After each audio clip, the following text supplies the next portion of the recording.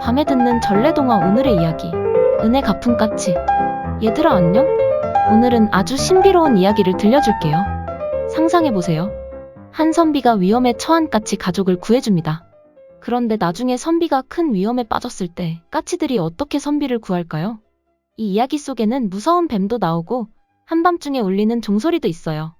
과연 어떤 일이 벌어질까요? 자, 이제 귀를 쫑긋 세워보세요.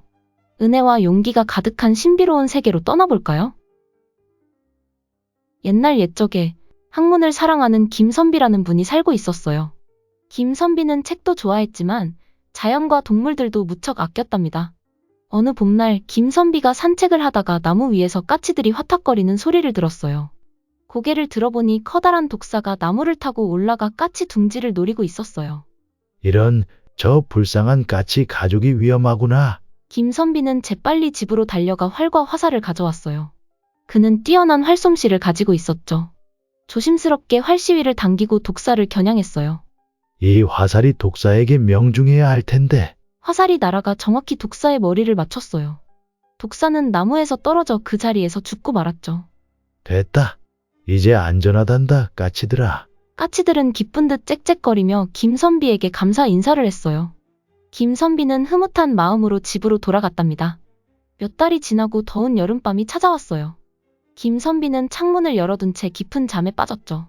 그런데 한밤중에 갑자기 숲에서 이상한 기운이 느껴졌어요.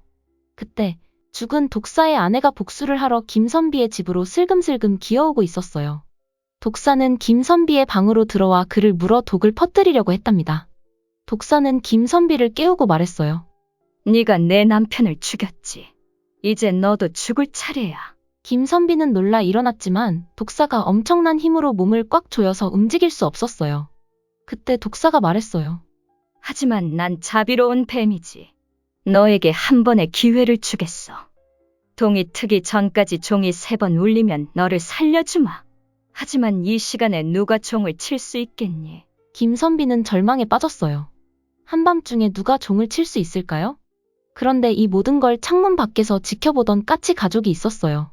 까치들은 김선비의 은혜를 잊지 않고 있었죠. 짹짹짹.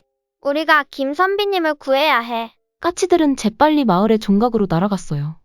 그리고는 목숨을 걸고 머리로 종을 치기 시작했답니다. 댕댕. 첫 번째 종소리가 울렸어요. 독사는 놀랐지만 여전히 자신만만했죠. 댕댕댕. 두 번째 종소리.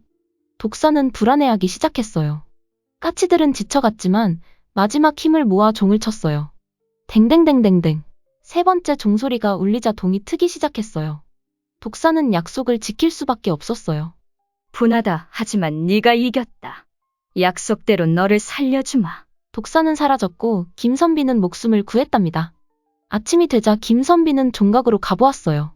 그곳에서 지친 까치들을 발견했죠. 김선비는 까치들이 자신의 목숨을 구해줬다는 것을 알게 되었어요. 고맙다, 까치들아. 정말 고맙구나. 내가 너희에게 베푼 작은 친절이 이렇게 큰 은혜로 돌아올 줄이야. 그 후로 김선비는 더욱 동물들을 사랑하게 되었고 마을 사람들도 이 이야기를 듣고 까치를 마을의 수호자로 여기며 소중히 대했답니다. 자, 친구들. 은혜 갚은 까치 이야기 재미있게 들었나요? 김선비처럼 다른 생명을 소중히 여기고 도와주면 언젠가 그 마음이 우리에게 큰 선물로 돌아올 수 있어요. 작은 친절이 얼마나 큰 영향을 미칠 수 있는지 기억하세요.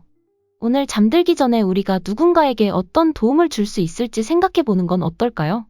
달콤한 꿈 꾸세요, 친구들.